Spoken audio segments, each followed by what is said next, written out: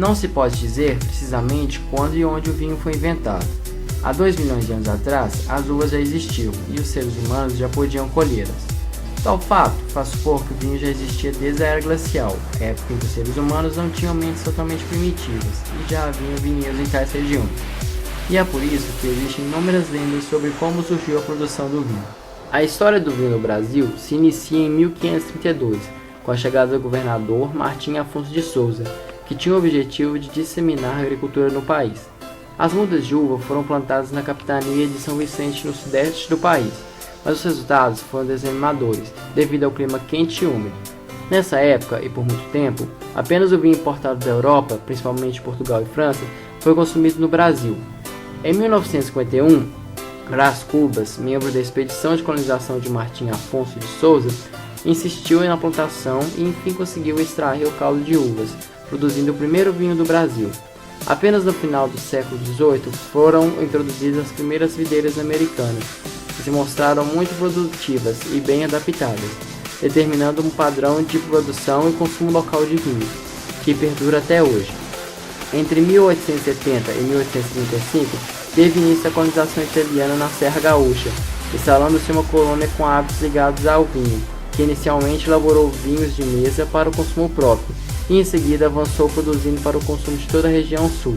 Apenas em 1970 foram implantadas as primeiras multinacionais de vinho no Brasil, e em 1990 a busca pela qualidade dos vinhos teve aumento significativo na indústria.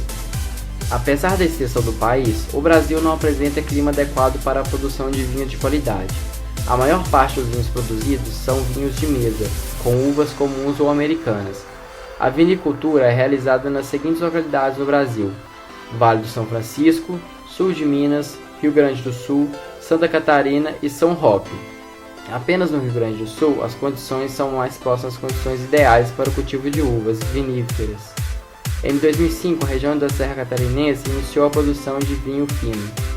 Hoje em dia, os tonéis utilizados para a fermentação das uvas são fabricados em aço inoxidável e são encamisados para permitir a regulação da temperatura, enquanto antigamente era utilizado tonéis de carvalho, na maioria das vezes.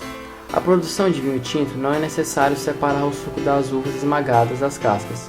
Isso apenas é necessário na produção de vinhos brancos e rosados.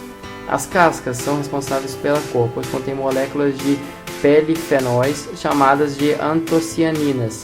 Durante o processo de produção do vinho, a adição de ácido sulfúrico pode ser necessária, já que este ácido inibe a oxidação do vinho.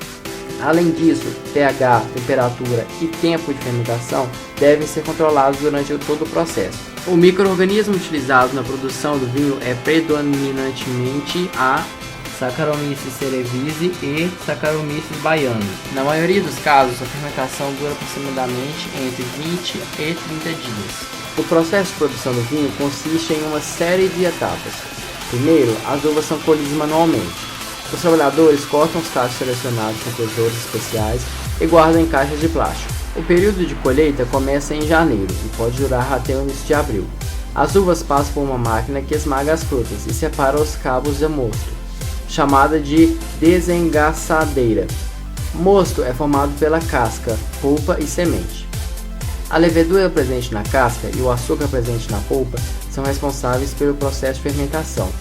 Em um tanque de aço, a mistura repousa por alguns dias, tempo suficiente para as antocianinas, substâncias responsáveis pela cor da casca, deem cor ao líquido que fermenta. Essa etapa é chamada de maceração e ocorre somente com os vinhos tinto e rosado. No caso do vinho branco, as cascas são descartadas.